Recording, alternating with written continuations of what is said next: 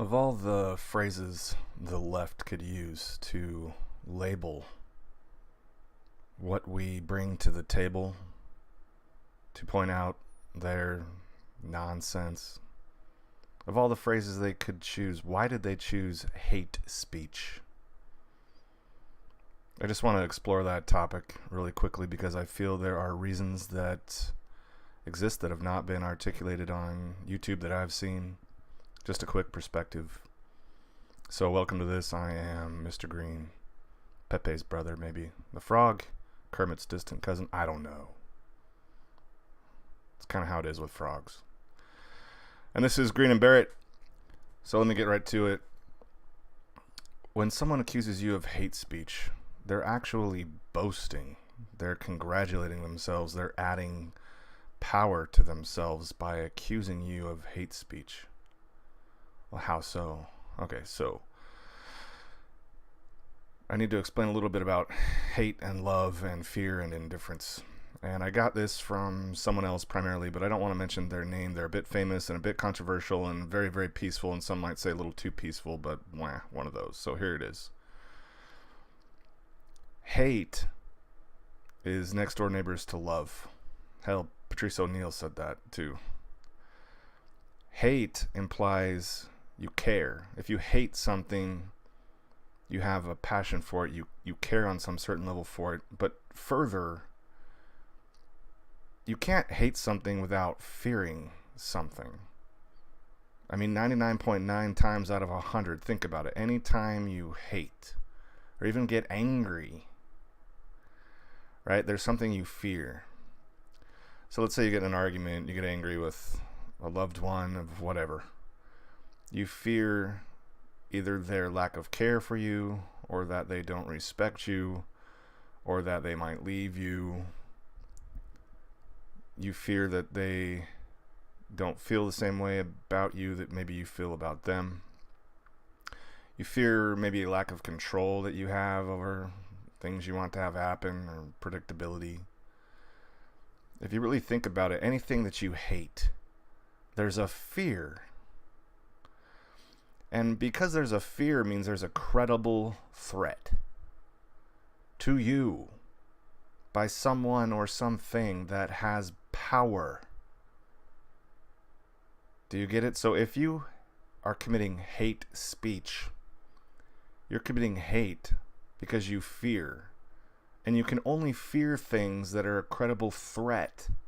And they're only a credible threat because they must have power. Now, even if people can't articulate this, or even if they're not aware of it, this is deep-seated reptilian brain human nature 101. To show anger towards something is to compliment it in a way. The opposite of love is not hate or fear. It's complete and total indifference. Just mull that around over your previous life experiences and maybe what you've seen others do. If you don't love someone, you're just completely indifferent to them, what happens to them, to what they think. You really don't love them if you're completely indifferent to them.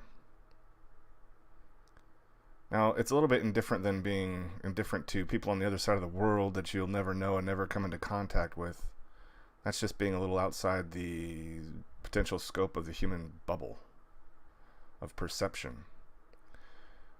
This is an indifference of you know, but you ignore, rather than you don't know and you ignore. So the reason why I feel they chose hate speech is to add credibility to their nonsense.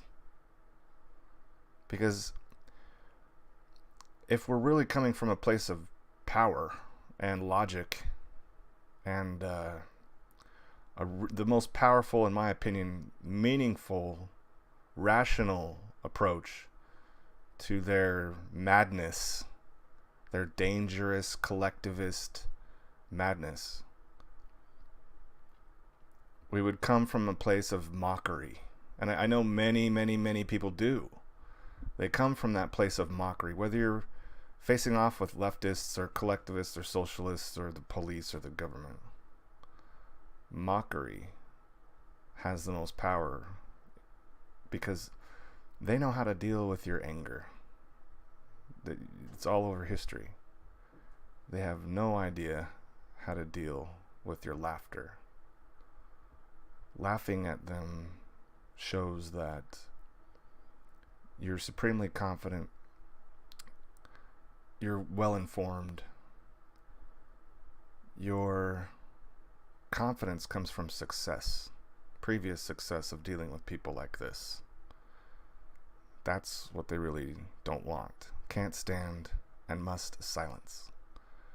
It's those who crack funny jokes that have the chance to become popular that get censored, that get deplatformed. Anger and fear and frustration can lend them credibility. I'm not saying it does all the time or you're wrong if you use that. But it's mockery that they really can't handle because it takes all of their power away. If you don't hate them, they're not a threat to you. They're not a threat to you because they don't have power, a credible ability to threaten you. You've transcended it. They can't handle it. So just consider it. Mockery always, always, always wins. And that, my friend, is why I think they chose to use the specific phrase, hate speech. See ya.